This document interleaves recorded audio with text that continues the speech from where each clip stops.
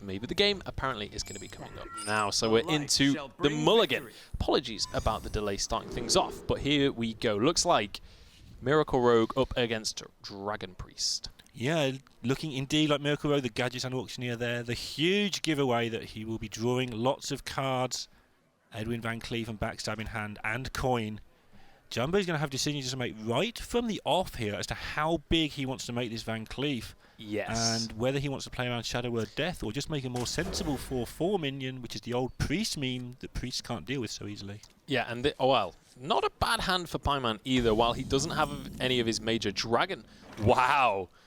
Double Northshire Cleric, double Power Word Shield. He can make some very beefy minions that are difficult to deal with for Jambre. However, will that matter if Jambre just drops like a 6/6, 8/8 Van Cleef on the board? There's very little that you can be doing about that one unless PieMan just manages to find a Shadow Word Death early. There it goes! So As I dare to utter the words. Full Northshire with Death versus a handful of nothing in some regards, a handful of everything in others. It depends exactly how you see it. A handful of Van Cleef, but the easy counter available for PieMan.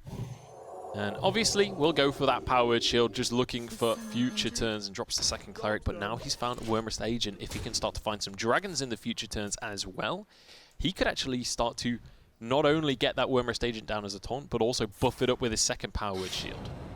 Okay, so Jambre is just going to take his time here to remove these before they get out of control and delay the Edwin decision. The more of this stuff he can keep in his hand, obviously the more of an Auctioneer turn he can have later as well. Yes. So it's not just all about the Edwin. No, and I think a key thing to point out as well is, while we've talked about the Edwin a lot, Jambre isn't forced into that line of play. Right. He has options right now because PieMan, yes, he got the double Cleric start, but actually 2 Clerics isn't that useful for you. And he hasn't got any dragons yet. So he doesn't have this crazy board presence that Dragon Priest can sometimes have in an early game. Yeah, and you can often plan. I mean, one of the reasons that Dragon Priest doesn't do particularly well against decks like Rogue, or one of the many reasons, is the Rogue knows when it's going to be under pressure. It knows when it's about to die. There's just no hurry at all, like you've just said, to worry about this board at all. I mean, it can get out of hand later, but the turn where you go Gadget Sand into Preparation, into Backstab, into Sap, you probably don't Preparation into Backstab, that probably doesn't end too well, but, but yeah, it already costs 0. Yeah, absolutely. You know when you're safe to do that because Dragon Priest really doesn't have any burst to push. It's very consistent damage coming out. On the other side, though, when you're playing as the Priest, maximum HP of 30, no way to gain armor if you don't have a taunt up when he wants to go for the Questing Adventurer play, when he wants to go for the 10 damage, 14 damage Leroy with Eviscerates mixed in there. There's very little a Priest can do to stop that. Yeah, impressed with Jambre here already. I didn't have him down as a particularly slow player. And already he's thinking... I mean, this hand is a very complicated hand. He's got a lot of decisions to make regarding the whole hand. There's so many ways he can go, but already he's planning a long way ahead and just slowing it down and, you know, taking it very, very seriously. Yeah, this is definitely a thought-provoking hand. He's going to deal with the Brand with an Eviscerate in the end, and we're going to see that Van Cleef dropped very early on in this game, kind of as expected. When you're given a Van Cleef with that many spells to play with it, it's very difficult to get that opportunity. As we're aware, though, the Shadow of Death in PieMan's hand is going to ruin Jambre's day. Yeah, interesting that he went for it on turn 3 as well. Priest on turn 4 is going into something like their Twilight Guardian, something like almost exactly Twilight Guardian. Yeah. Something like meme doesn't quite work. But he could have held off one more turn to make the Shadow of Death deal with it on turn 5, which means that something like a Draconic Operative couldn't come down. So he went for it on turn 4 because it was natural for him to play his other cards on that turn. He didn't force the turn. I think he'd like to have delayed it one more if he did. And once again, we see PieMan in this awkward situation where this is the ultimate awkwardness of dragon decks in general. When you don't find the dragons, you're just playing minions that are bad value. Right, and Jambre's face said it all. He pulled a face as if to say, "Oh, you've got no dragons, huh?" That's unfortunate, friend. Yeah, it's not just the fact your hand isn't very good, it's also the fact that your opponent gets that information, but now he's in for an accident. Yeah, and you saw the sigh of relief on PieMan's face as he finally draws a dragon. He's like, yes, I can use this Corruptor, I can gain some board control, make sure that there's nothing Jambre can do about it now. The Auctioneer, though, it's finally time to start to get this card draw on the go. He's got a Conceal in hand as well. Won't have mana this turn to go for anything like a Questing Adventurer if he had drawn it, but another coin available. Now Questing Adventurer. If next turn he can find a Conceal during his draws, this could start to look very good for Jambre. Yeah, this is what we were saying about the Priest deck. PieMan's going to put Jambre down to 9, but Jambre knows there's probably no more burst at all in this deck unless... No, there's probably no more burst at all because both of these guys on the board, they've done their 3 damage, or one of them has.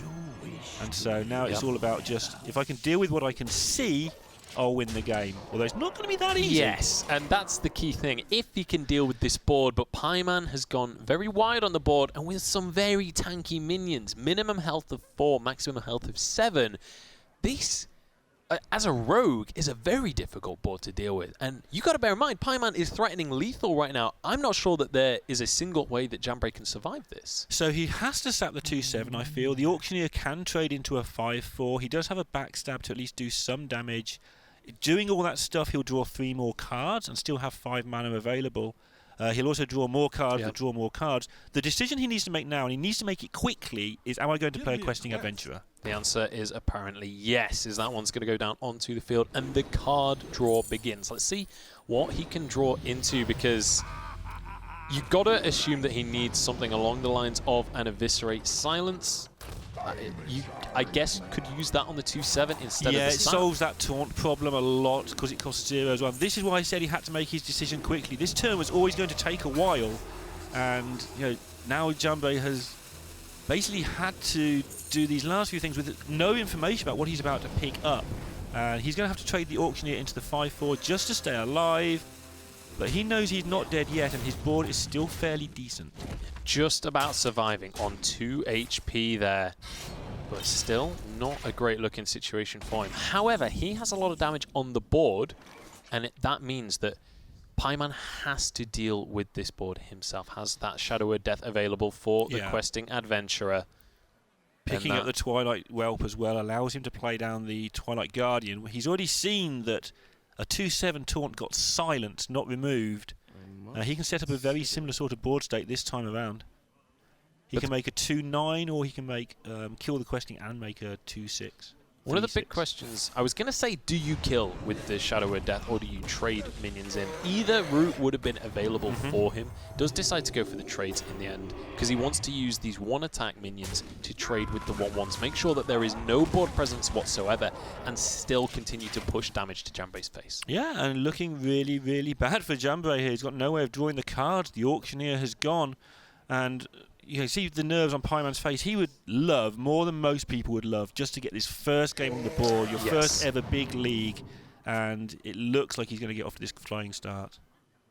Jambre not looking happy about this one at all. That's a face that we're kind of used to seeing Jambre pull. He's generally, across last season, we saw him be a fairly emotionless player. Not in a negative way, just in a... When he was playing the game, it was game face on. We know that he has a history playing poker as well, so it's kind of expected at that point that he's going to have this poker face, and each individual matchup isn't going to affect him too much. But PieMan, as you said, going to be over the moon about getting the first game out of the way like that. Yeah, it's going to help him settle into this. I know sometimes it's overplayed about, oh, get one on the board, blah, blah, blah. But I really think that if PieMan had done badly at the start of this, and then going to week 2, and then, no matter what now, he's taken a game off the reigning champion, one of the best players in the country. Yeah, he's going to be ecstatic about this first game.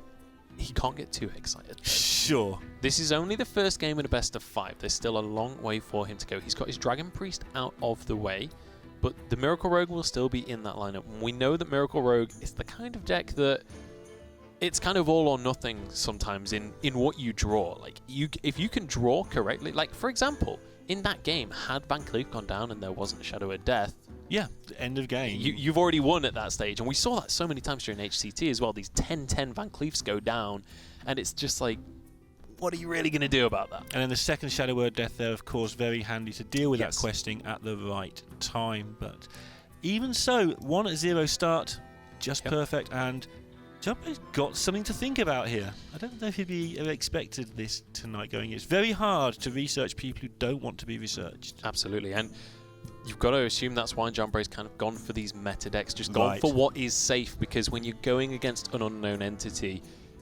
it's always going to be risky. If you bring some interesting deck that's like a counter, like what do you do? Just guess that they play meta? It's a very tricky situation to pull off correctly. People sort of go through the qualifying tournament and they try and find a couple of the opponents that somebody's played and ask, you played this guy, what did you think? And they usually go, I can't remember, mate. It was in the middle of a tournament. I wasn't really paying attention to what you wanted to know. Games, yeah. So occasionally you just get a snippet, I think he might have been the aggro guy, and you go, right, whatever, I'll ignore you as well. Great but stuff. in general, people do try and pick up those bits of info, but it's very hard to get.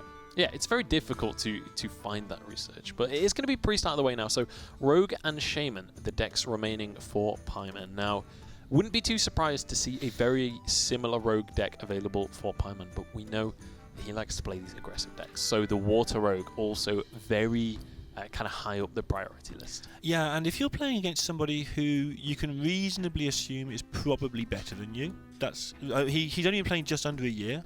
One of his friends invited him to a tournament. He's like, yeah, why not? And that's how he got into Hearthstone. I think it's reasonable to assume you think you're the underdog. We may see him go for the Finger deck to level the playing field a bit. Yep. Outplay this 5 stupid Murloc, you'll go. It's like, oh, yeah. Yeah, Finger is a very powerful card. That is an equalizer, I like to call it. Yeah, he. I think during HCT he was compared to Call of the Wild in the strength that he can bring. It was Jambre that did that, in fact. Jambre actually made that tweet. Oh, was it? Yeah. Was it Jambre? He was the one who first made the sort of the obvious meme version of the tweet that brought that to everyone's attention. Okay, well, I mean, definitely a very powerful con. We'll see whether that's going to see the light of day tonight. Obviously, we know Jambre isn't going to be running that in his Rogue, right. But PieMan still going to have his Rogue available. Now, a couple of minutes ago, production said something in my ear. I didn't really quite hear what it was. Apparently, it's a 2-minute delay, so I wasn't sure if they wanted me to throw something, and I was a little bit nervous on that one. We do have a toilet break for the players. One of the players actually just nipped into the loo between the games, so hopefully he won't be too long before we can kick this one off once again. Too much information. Yeah, well, I could have gone further. I mean, at least it wasn't like one of the tournaments somewhere else last night where somebody had to have a tornado warning break. Yeah, actually, that's very true. Just hiding under the cellar while the games are going on. The thing literally came through that the player is in the basement and has been forced to his basement. It sounded very sinister. And we can't continue until he's allowed back out. We'll be back as soon as the hurricane's done. Now, luckily, nothing too crazy like that going on here in the Prem tonight, but we'll wait until that player has returned. Yeah. I don't even know which player it is, but looking at... I nearly made the mistake of talking about what order do you play in Conquest. We all know. I will shout at you. Yeah, we all know that's not really a good conversation. It is going to be this Water Rogue. Bringing in the Naga Corsair as well. I feel like Naga Corsair, one of the cards in this deck that is debatable. I've heard a lot of people kind of argue whether or not Naga Corsair belongs in the Water Rogue deck. Yeah, it's... The phrase was, and I can't remember which HCT caster used it, but I'm going to copy it anyway. The phrase was, it looks like a really good arena deck. And honestly, you have to agree with that. It's just a collection of fairly good cards, and some of them aren't even good cards. Murloc Warleader is not a good card. The first thing I said when I saw the Water Rogue deck list, or like a variant of it, was this is like a non-Reno deck. The amount of singular cards in this deck that aren't like the vast majority of meta decks that aren't Reno are just 15 duplicates. You have very few singular cards aside from legendaries. Right. This one, that's not really the case. You have quite a few singular cards. Yeah, it just looks like a deck where you've been playing Hearthstone for a couple of weeks. You own a few cards, and like, oh, these are my best cards. I'm going to play with these, and I might craft myself a Finger, and off we go. Yeah, and it just happens to be incredibly powerful. And actually, with the Swashbuckler grabbing an Ancestral Spirit for PieMan, that is a fun situation to be in. Obviously, a very powerful card, but especially if you put it on something like Shaku, so you can go for extra trades, or something like Finger, when you can get those kills in the trades and then bring Finger back to life. It's re-stealthed again. That's the key thing. Like, that can be an incredibly powerful combo. Obviously, a combo you don't get to pull off very often, since it's not a rogue card. Right. But when things like that happen, you can definitely pull off some crazy wins. And we're now privy to Jambre's deck. It is a mid-shaman, or mid-jade shaman. And it has a whole bunch of jades. And he's going to have to hurry. If you can start getting those Jades on the board, then sure. And he's kind of lucky at the moment that PieMan's hand is a little bit awkward. Yeah, PieMan has a lot of the tools necessary, but doesn't necessarily have any great combos available. Eviscerate in hand, he does have a way of dealing with Bran, should he really want to. I wouldn't be surprised to see the SI7 agent. Actually, Naga Corsair going to be the answer. The one that we just kind of talked about is actually going to be the saviour for him, so he can play on curve and deal with the Bran. Yeah, and again, playing your big minion going into turn 3 means that Hex is a very, very bad option. So Jambre is going to fill up the board with more. If he Hexes there, not only does the Hex cost an extra mana, but then you can't reply to the next thing they play. So at some point, even though this is probably the biggest minion in PieMan's deck, and one of the best Hex targets, you can't afford to just sit there and keep giving them the initiative back. And especially against Water Rogue, you have to be very careful with things like Hex, with your removal in general, because Water Rogue, aside from Hex, just has pure damage removal. And when you're going against a board of Warlocks with 2 War Leaders in play, suddenly everything just becomes 1 or 2 health away from Lightning Bolts, away from Jade Lightning. So you have to be very cautious about that Hex and maybe save it for a War Leader or 2 and make sure that you're using in the optimal situation. Yeah, it'll be interesting to see, with that in mind, if he decides to use this Lightning Bolt here, or if he decides to try and maybe try to be cheeky with trade one of the minions. Yeah, he thought about it, but it's just too much damage you're taking with the implied hand that he can see that PieMan has. We can see that actually PieMan's hand is kind of not actually that great as this deck goes. But Jambre will be just imagining all sorts of nasty things lurking in there. Yeah, and I like this Shadow Step play here, using that SI7 agent to clear the entire board, using it as effectively as he can, getting the bonus damage out, and then we'll be able to finish off the other minion with Shaku, so gets an extra card on top of it. Board-wise, everything's looking pretty great for PieMan. Yeah, very rational play there from the PieMan. Our avatar is just a pie, with the number pi around the outside and the symbol of pi in the middle. So you'd have thought he'd be more irrational than this. You can tell that as a man following pi, his calculations are certainly on point, but you can also see PieMan a little bit agitated on camera, clearly perhaps a little bit nervous coming into this game. And there's kind of a direct contrast between the two players there. When you see kind of the stone-faced Jambre, who he's just kind of in the zone, and then you've got PieMan, who's kind of a little bit fidgety, a little bit perhaps unsure, perhaps nervous in this series. Yeah, obviously, I don't want to push that too much. I don't know whether he's just a fidgety guy, but he's definitely happy with how the game's going so far. So he didn't attack with the 2-1 first. That's why he's not very happy with himself. They should have attacked first, because the draw he got from the card may have been a turn-altering thing, and his ordering was all messed up there. And that's another thing, actually. When you're first streamed, every little thing you do wrong, you think, oh my goodness, everyone thinks I'm an idiot. Well, you forget that everybody's seen it a million times. You've seen a million streams. We've seen the best players in the world miss lethals. You know, it's all been done before, PieMan. But the first time you're there... Yeah, when you're on stream, it's a very different experience to playing from home. And let's take a look at this turn here, because Ancestral Spirit is now going to be played by the looks of things onto Shaku, one of the targets we really mentioned. He hasn't found Finger yet, so I agree with kind of starting to use that Ancestral Spirit just to, give yourself that opportunity to use it, because, maybe you never find Finger, and I'd say Shaku's probably the second best target you get.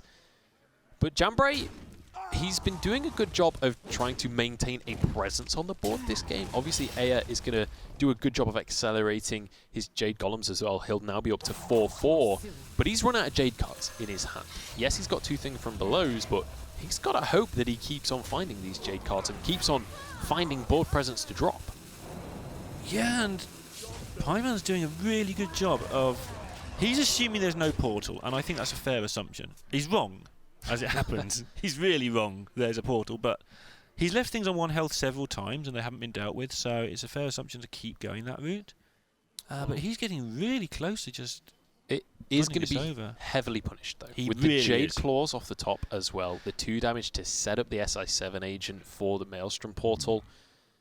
And then, on top of that, you can even drop a thing from below. Demand an answer from PieMan. Then suddenly, out of the blue, it's Jambre with board control. Yeah, and so to speak, as they're on the same team. But Yeah, and when that second thing from below comes down, this rogue deck isn't particularly good at punching through taunts. What it's really good at is punching through faces, which is why it is a popular deck.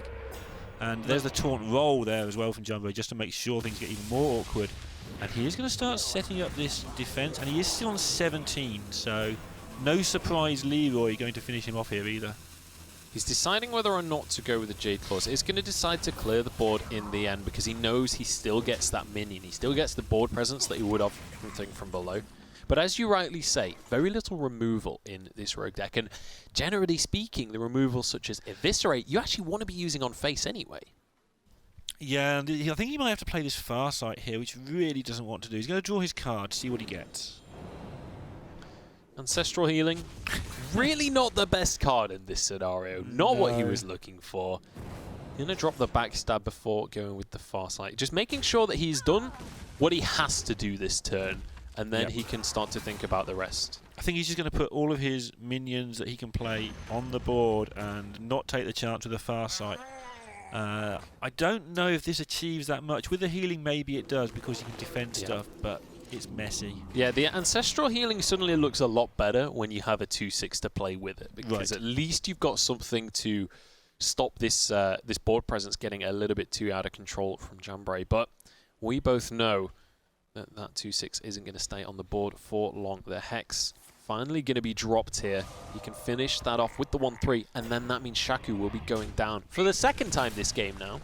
But importantly, board control still well and truly in Jambre's grasp. Yeah, Jambre here is in control. He's looking maybe for an Azure Drake, something like that to seal the deal. On the other side, PieMan urgently needs that Finja. I don't think he has many other ways out here. Maybe a surprise Leroy, but really, Jambre's on enough health total that Leroy shouldn't do it. Yeah, and the really scary thing is that when you're playing this Water Rogue, when you start to run out of cards, there are very few versions of this deck that have like Auctioneer in it. There's very little to refill your hand aside from Shaku. So yes, he'll get the occasional card from Shaku, but even then, you don't know what it's actually going to be. It's a random card from your opponent. So when you run out of steam, especially against a Jade deck that is just going to continue to build up and build up, suddenly things really start to look dicey. And Jambre using the best way to stop your opponent from top decking Finja, which is keep representing lethal on the board. So while your opponent's not top decking their Finja, they're not getting enough time to draw more Finja attempts, and PieMan is now all hands on deck, just not dying, which means that he has to draw the Finja the turn before he's going to use it, obviously. So if he draws it next turn, it's probably not enough.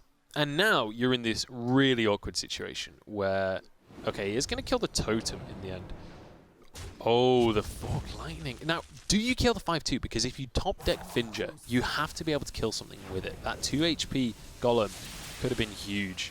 It's going to finish it off in the end. I think that is the right decision, but I kind of wanted to bring that topic up of, like, is that your only way out? He's just dead. That's the problem. He's got to stop the 2-turn lethal, and there's more than half of the damage required on the board right now. So Finja's just not enough without a Shaku top deck. So not only does he need to draw Finja or something like it. I can't think what the something like it would be. Yeah, and now Shaku has been taken out as well. Deadly Poison is just not going to be good enough at this stage. Yeah, Jambre got lethal on board. Yeah, so that is going to be a 1-1 in this series by the looks of things. Jambre weathering the storm in the early game, and this is kind of the story of aggro versus mid-range. Unless you can get that kill early, unless you can really push that pressure and consistently stay ahead, the mid-range will eventually just outvalue the aggro deck. Yeah, I like PieMan's choice, and I like Jambre's choice because I like PieMan's choice. I think that PieMan is correct to bring a deck with, let's use the word high roll, let's use it once and once only, a little element of high roll to it with the ordering, the Finja, etc. And I think that Jambre is right to predict that and to bring stuff that he feels is going to do well against it. So I think both players bringing the right thing for this match. Yeah, absolutely, and that is going to be Jambre just finishing things off there and tying up this series to a 1-1 scoreline. So, things still up in the air at this point. Now, we still have yet to see the win with the Miracle Rogue from Jambre. Yeah. So I'm interested to see that. I mean, I personally just really love watching Miracle Rogue anyway, so I'm You always used to play excited. a lot of Miracle yourself back in the day? Yeah, not quite to the same level that Jambre can play it, but I Sure, definitely but- played a lot of games of Miracle Rogue. Hey, you're a LAN winner as well, nearly. Nearly. Second place. Not quite good enough. And also, I don't want to belittle Epic LAN, but there's not that many This was a bigger, amazing players at Epic LAN. This was a bigger tournament, so yeah.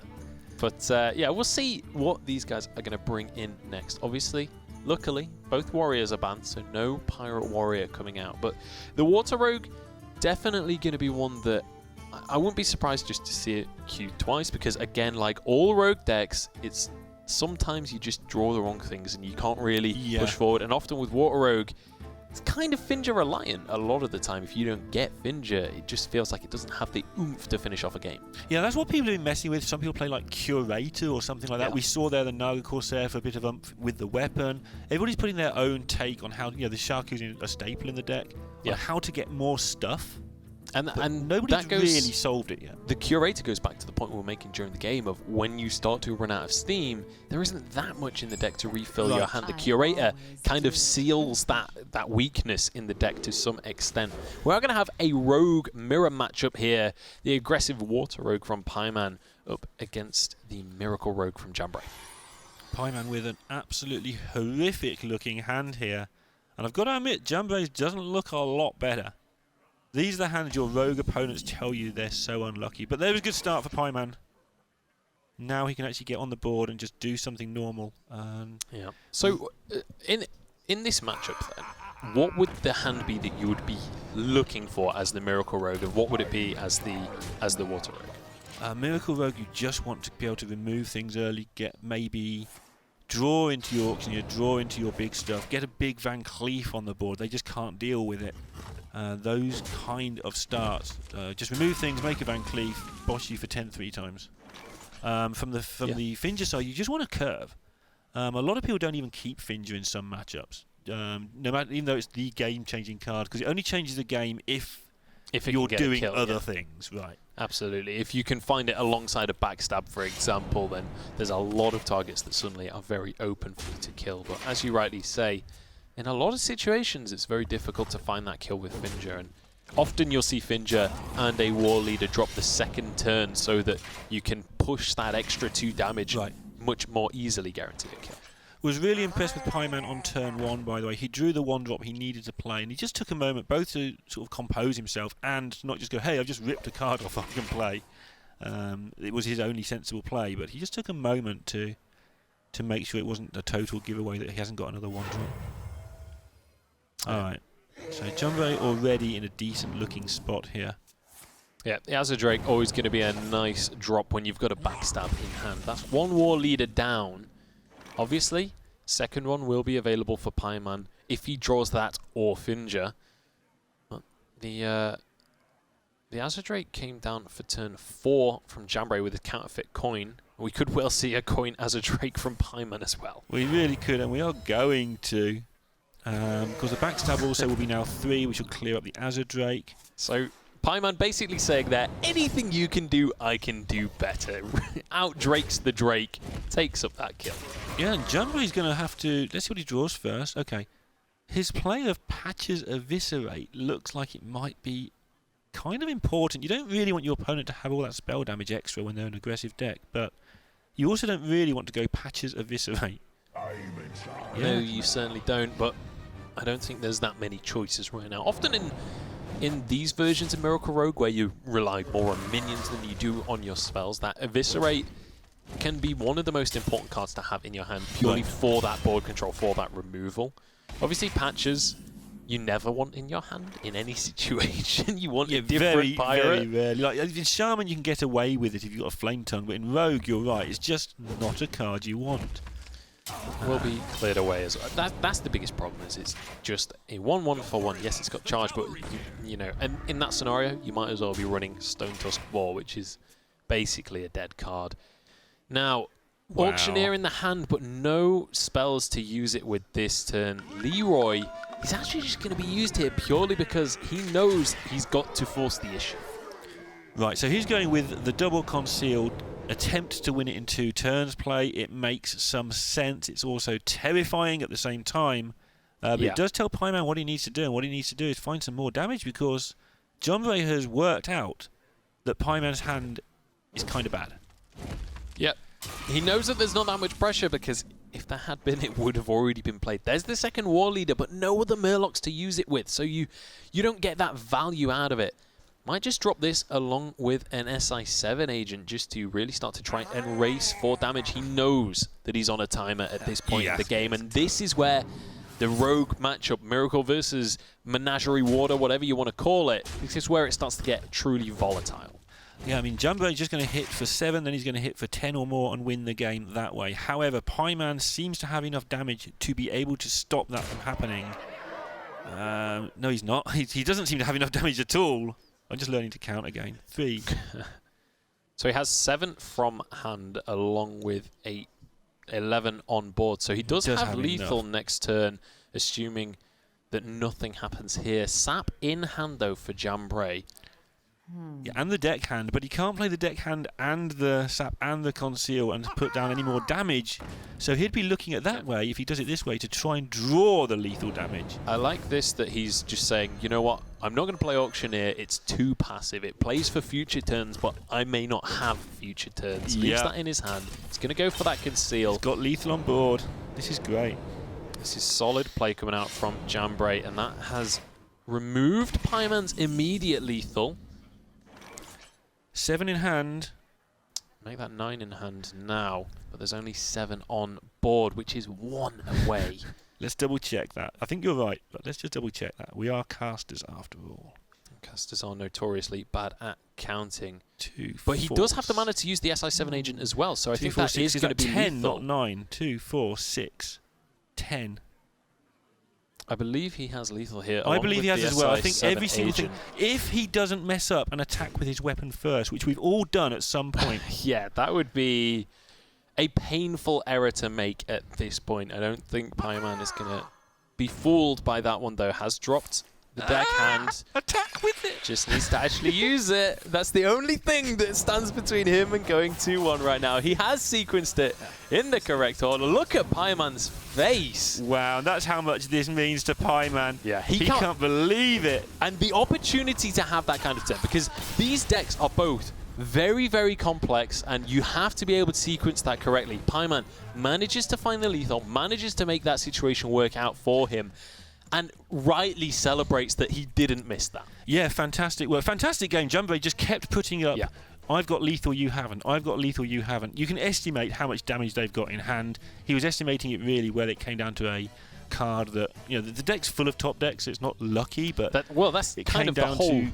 Yeah. The archetype almost is like when you're looking at Aggro Shaman, there's so many cards you can top deck for lethal. Same with Pirate Warrior, same with this Menagerie Rogue. They're all just super aggressive, want to hit face decks. And PieMan went missing again there. I've got a feeling you'll get a word in your ear again in a moment. I think he might have nipped to the loo once more, but 1 deck remaining for PieMan. It's going to be that Shaman deck. Now, unfortunately for Jambre, when you're trying to play a Miracle Rogue that relies on minions hitting face, a Shaman that has things like Think From Below and Feral Spirit, and a quarter chance of just rolling a taunt with your totem is your worst nightmare. And that's even if it is mid-range Shaman. It may, we've seen some aggressive stuff here, and here is some more aggressive stuff. We said right at the start, PieMan is the kind of guy that likes to play aggressive decks. He has proven that here tonight so far, as we head into the 4th game in this series and potentially the final game in this series. Bloodsail Corsair is going to be run in this deck as well. This is a card that some decks we've seen run it. It's kind of a bit controversial. We saw people taking out even Acidic Swampoos from their decks at HCT because they knew the Pirate Warrior was just going to be banned in every scenario. So you hear me exhale strongly there. Exhale. Are we talking about Jambre here? Exhale. Wow. Oh no, he's going down the egg route. Sorry, everyone. I'm off, guys. I'm off. I didn't sign up for this. So this is a testament to just how good Patches is. I think Bloodsail Corsair is universally regarded as garbage, even by the people who play it. Interesting turn there from Jambre, choosing to dagger. I feel like there was a pretty good opportunity to go for the coin backstab into Van Cleef just to drop a large minion on the board. So he wants to go backstab, eviscerate next turn, getting rid of both minions and then Van Cleef as well. Or in 2 turns' time. He's going to play it very slowly and just make sure that he plays the card with the Van Cleef if he can. But he's eating damage here. Yeah, this is the thing. Against such an aggressive deck like this Shaman, you don't really have that much time to play around and look for the optimum opportunity because it might just never present itself. Patches the Pirate, also available here, is going to go for the backstab along with a deckhand to finish off the Totem Golem. And then we'll drop the Van Cleef as well. So still finds a hefty Van Cleef to be working with. That 8-8 going to be dropped onto the board. Definitely in a decent position in terms of control. And we saw that in game 1 as well. He could have played a decent Van Cleef, but he waited until the other cards made sense before, rather than just forcing down an early Van Cleef, he made sure he got use out of the other cards beyond, you know, backstab my own guy, shoot myself in the face, which, you know, sometimes you have to do to make these big Van Cleefs. But already he's automatically on the back foot again. He's going to be able to clear this stuff up for the large part, but he's out of stuff. And ESL has Hammer of Twilight in hand. Yeah, we'll be able to deal with this totem at least. So the board right now for ESL is not that threatening. But as you I say that, it is going to become very threatening all of a sudden. 7-7 in hand is going to drop that, I would assume. Hammer of Twilight also an option right now. Yeah, just it's to really consistently interesting. push damage. I mean, this way, if you get sapped, you can replay it because of the overload, but you are getting a long way behind. The Hammer of Twilight isn't pushing anywhere near as much damage, but it's a lot more consistent damage. So that was probably, it was a good play. Just maybe he could have spent a moment more on that, but he's incredibly excited right now. I do feel like the 7-7 is also just more consistent damage right now, because the rest of your board really isn't that scary and just dies to a single... I was going to say Maelstrom Portal. He's not against a Shaman, but either way, it's a very vulnerable board.